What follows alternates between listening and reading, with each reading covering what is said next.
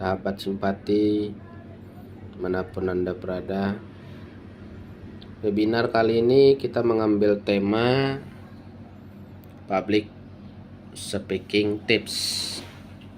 Nah, tips atau cara-cara supaya kita bisa atau terampil berbicara di depan umum atau di tengah-tengah orang banyak, baik itu kita sebagai guru ataupun sebagai pemimpin atau sebagai public figure.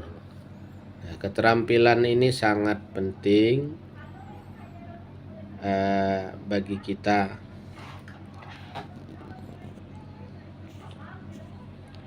Oke, slide pertama, why public speaking matters.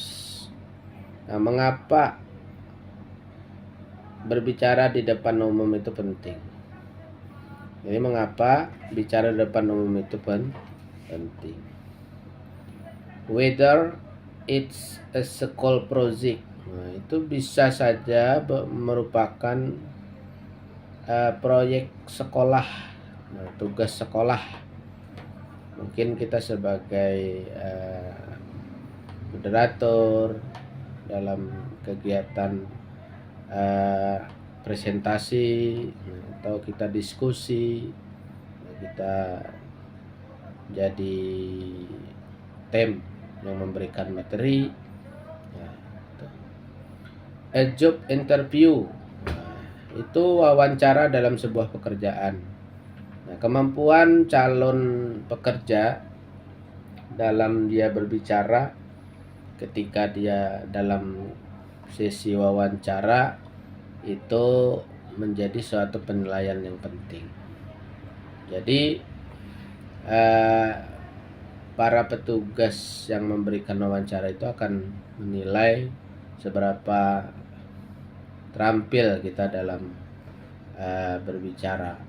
Itu menjadi sebuah penilaian penting. Or an acceptance speech, nah, itu pidato. Nah, pidato sambutan. Nah, seorang itu dia harus memiliki skill berbicara di depan orang. Nah, strong speaking skills have you seen. Nah, keterampilan berbicara yang gagah, berbicara yang baik, berbicara yang jelas, berbicara yang bagus, itu akan menjadikan seseorang itu shine, itu bersinar. Bersinar itu akan dilihat orang sebagai sesuatu yang luar biasa. Nah, jadi ketika seseorang itu bisa berbicara di depan orang dengan luar biasa, bisa memberikan pengaruh yang luar biasa kepada para pendengarnya, maka seseorang itu akan dianggap luar biasa. Public speaking builds confidence. Public speaking itu membangun kepercayaan diri. Orang yang percaya diri itu biasa muncul karena kemampuan bicaranya yang luar biasa di depan orang banyak. Leadership. Leadership itu kepemimpinan. Seorang pemimpin itu, guru misalnya jadi pemimpin buat anak didik, kepala sekolah jadi pemimpin buat guru dan seluruh warga sekolah, atau pemimpin pemerintahan, atau pemimpin di rumah.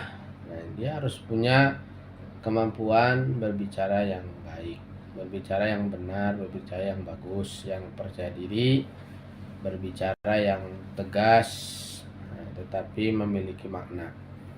Terus, nah, itu mempengaruhi kemampuan seseorang memberikan pengaruh dengan apa yang dia sampaikan. Plus everyone gets nervous.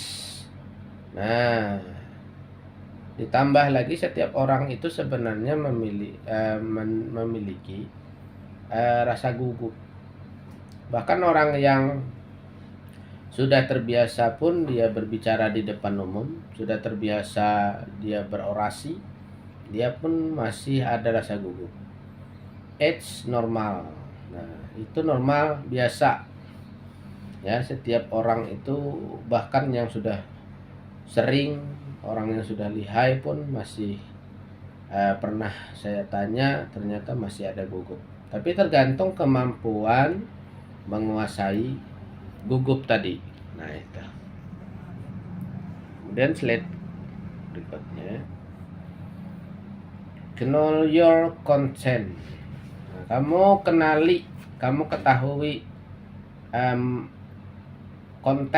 konten kamu, temanya apa, kita harus tahu. Apa yang harus disampaikan, kita harus tahu. Nah, supaya apa yang kita sampaikan itu fokus kepada tujuan dari kegiatan, dari pembicaraan, dari harapan. Nah, kalau kita tidak tahu tema, maka bisa saja melenceng kemana-mana apa yang kita sampaikan, tidak fokus, dan tujuan yang harusnya dicapai tidak tercapai kalau kita tidak tahu apa yang mau kita sampaikan. You understand what you're talking about. Nah, kamu harus tahu apa yang mau kamu sampaikan. Don't just memorize words. Nah, dan jangan cuma sekedar hafalan kata-kata. Nah, artinya kita harus berarti sebelumnya kita harus menguasai materi supaya tidak hanya dengan kata-kata yang sudah kita hafal. Karena kalau kita tiba-tiba ingatan kita hilang, konsentrasi kita hilang, nah ujung-ujungnya di tengah-tengah kita berorasi kita terhenti, bahkan tidak bisa melanjutkan materi sampai habis. If you know your topic well, jika kamu tahu topik atau tema itu dengan baik, jika kamu tahu betul-betul tahu dengan tema itu, topik itu, kemudian kamu sudah persiapkan diri, you will feel a lot less nervous. Nah, kamu akan merasa nervous atau gugup kamu itu akan kurang. Kamu akan lebih tenang. Nah, orang yang kadang-kadang tidak tenang ketika dia bicara, itu salah satunya adalah dia tidak tahu apa yang dia sampaikan, dia tidak menguasai materi yang dia sampaikan. Nah, sehingga dia merasa tiba-tiba tidak siap di tengah-tengah kegiatan. Nah, itu. Oke, slide selanjutnya. Pindah orang lain dulu. Practice but not robotically. Nah, praktek, belajar, latihan mempraktekkan, but not robotically, tapi jangan seperti robot. Artinya kita harus jadi seperti diri kita sendiri. Nggak usah nurut seperti orang lain.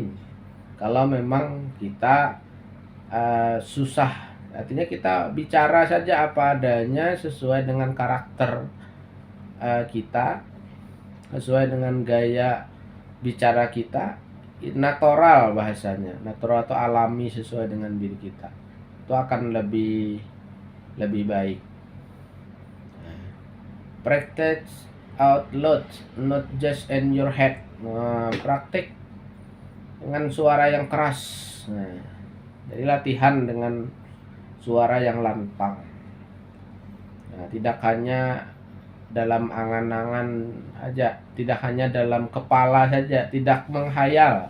Artinya kita latihan dengan suara. Nah, bukan dengan menghayal-hayal di kepala saja, tapi harus kita coba dengan keluarkan suara sebaik-baiknya. Record yourself. Wah, rekam penampilan kamu, or present to a friend, family member. Nah, atau ditampilkan di depan teman disuruh menyimak, atau di depan anggota keluarga, mungkin kakak, adik, untuk menyimak eh, kita praktek tadi. Nah, supaya nanti direkam, supaya kita bisa melihat kekurangan kita di mana, kelebihan kita di mana. Nah, don't aim for perfection, aim for natural. Nah, jangan memaksakan diri seperti orang lain. Artinya tidak usah memaksakan diri meniru. Aim for natural, natural saja. Nah, natural saja, seperti suara kita. Nah, tidak harus kita dengan suara yang menuruti suara orang lain, tapi harus dengan suara lebih baik, dengan kepercayaan diri, dengan suara kita sendiri, dengan gaya kita sendiri. Lanjut ke slide berikutnya. Body language. Nah, itu body language itu gerakan bahasa tubuh. Nah, seseorang itu kalau dia berbicara, nah, cuma berdiri saja kaku, nah itu semakin menambah gugup. Nah, biasanya semakin menambah gugup dan mengurangi rasa percaya diri. Jadi sewaktu-waktu untuk menekankan sesuatu yang penting perlu dengan gerakan. Nah, number 1, stand tall, shoulder back. Wah, kita berdiri tegak. Wah, bahu shoulder itu bahu pundak lurus belakang. So confident even. Nah, menunjukkan kepercayaan diri. If you don't feel it yet. Nah, jika kamu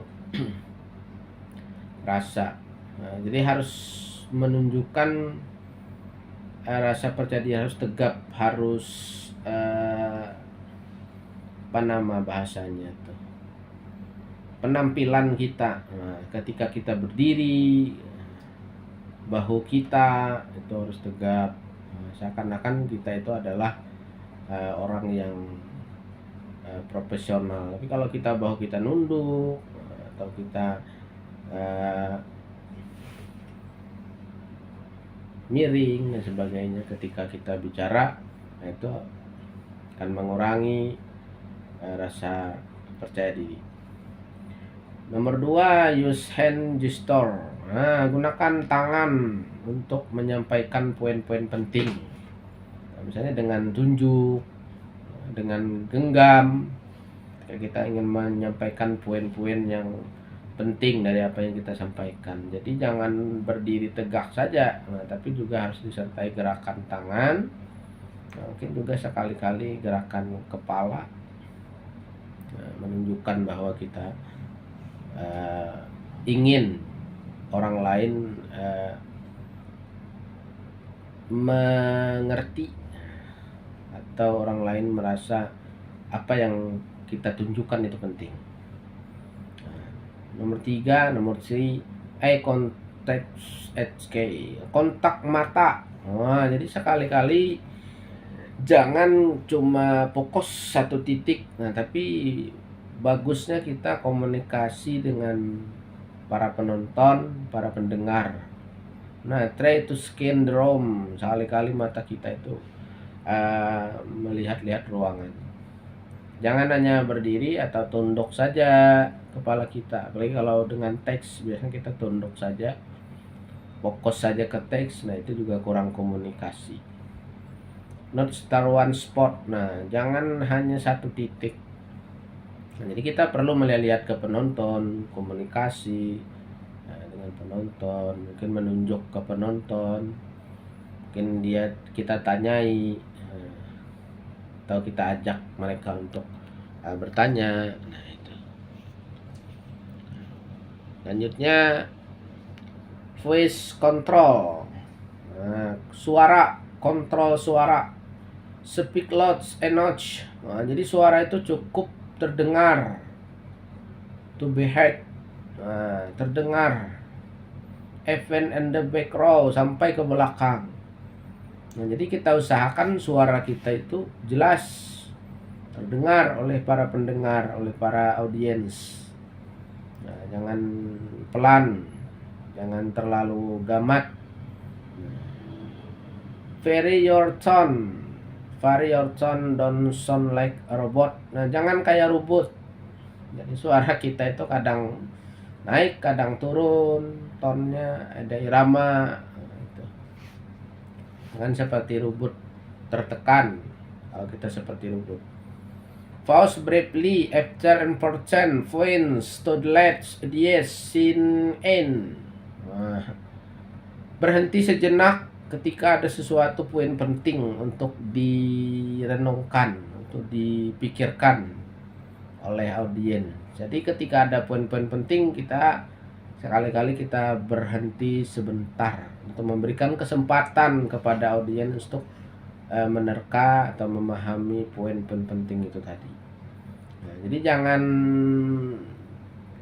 bahasanya itu ada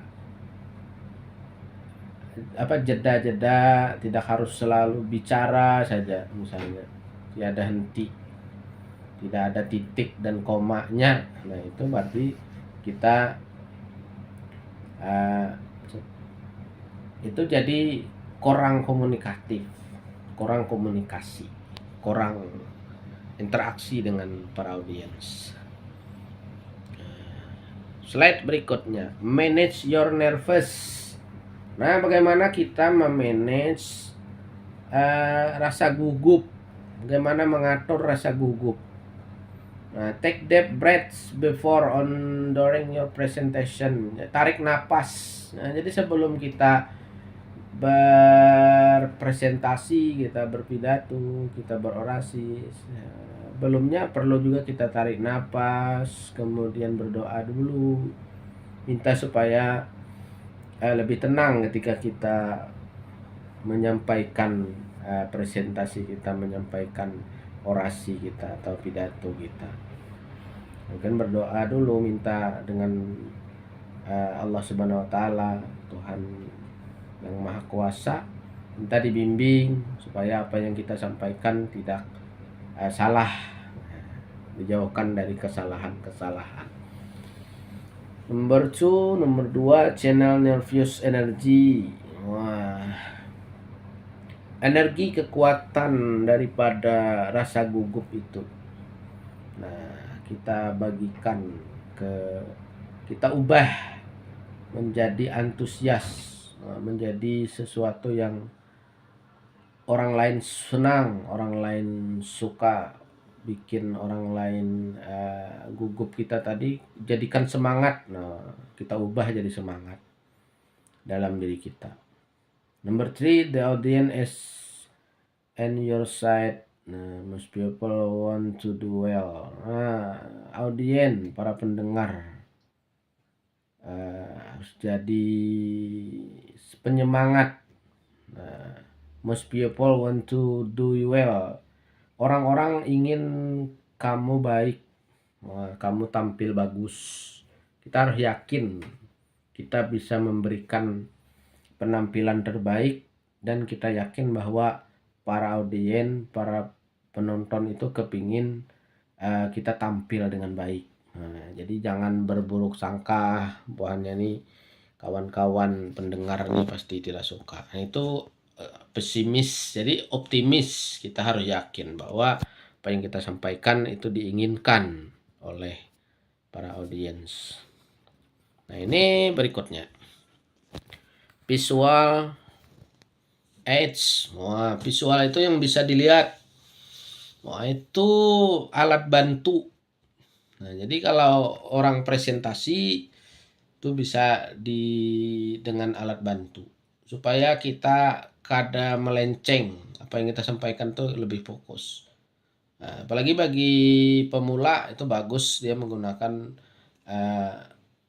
bantuan visual yang bisa dilihat, baik dia yang lihat sendiri atau orang lain yang lihat sendiri. Karena dengan visual itu selain kita sampaikan, audiens juga bisa melihat. Dia juga bisa melihat.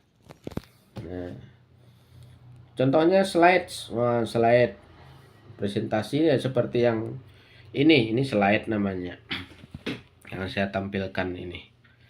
Nah, props, poster and grades. Nah, bisa poster, gambar dan sebagainya. but don't let them do all talking. Nah, tetapi jangan dijadikan dia adalah fokus pembicara. Nah, jadi yang berbicara itu kita. Nah, kalau kita ingin jadi seorang public speaking yang baik, yang bicara kita. Slide itu kalau bisa slide mati aja. Kemudian kita yang menjelaskan slide itu dengan bahasa kita. Nah, karena kalau misalnya contoh misalnya slide kemudian isinya di situ pemaparan. Nah, pada video misalnya. Nah, itu bisa saja kita pause, kemudian poin-poin penting kita yang jelaskan. Kalau itu video. Tapi kalau slide seperti yang saya tampilkan ini yang menjelaskan kita. Jadi kita sebagai pembicara. Nah, jangan sampai hanya slide-nya saja ditampilkan tapi tidak ada yang menyampaikan. Nah, itu artinya bukan speaking namanya. Nah, itu. Your slide shows spots. Nah, jadi slide kamu, visual kamu tadi hanya sebagai pendukung. What you're saying, apa yang kamu katakan. Jadi ketika kita bicara, kita punya tulisan, punya gambaran, kemudian kita jelaskan. Orang-orang melihat slide, kemudian kita jelaskan makna dari slide atau presentasi itu. Not replace it. Nah, bukan menempatkan itu sebagai pembicara. Jadi bukan slide itu bukan dia bicara, slide-nya yang bicara. Nah, tapi kita yang berbicara, menjelaskan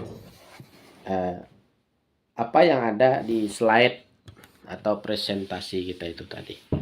Nah. Kemudian ini pendukung juga dalam kita berpublic speaking, discussion. Nah, sekali-kali kita berdiskusi dengan para audiens. Ya, biasanya setelah selesai kita presentasi, nah kemudian kita ajak audiens untuk berdiskusi. Ada hal-hal penting yang kita sampaikan atau yang kita tunjukkan di slide, nah kemudian kita diskusikan. Preview of your presentation test. Yang terakhir, nah ini penting juga, tanya jawab. Nah, tanya jawab ini penting untuk mengasah kemampuan kita, keterampilan kita, wawasan kita, pengetahuan kita. Jadi harus ada waktu di akhir-akhir itu tanya jawab, usahakan. Nah, supaya menambah nilai dari public speaking kita di tengah orang banyak. Karena kalau tidak ada tanya jawab, ya maka ya mungkin penonton ada yang tidak paham, maka tujuan tanya jawab itu adalah untuk supaya apa yang mengganjal, apa yang menjadi sesuatu yang tidak paham dari penonton bisa didiskusikan tadi. Jadi tanya jawab itu bisa berhubungan dengan diskusi yang kita sampaikan tadi. Nah, ini slide terakhir. Terima kasih.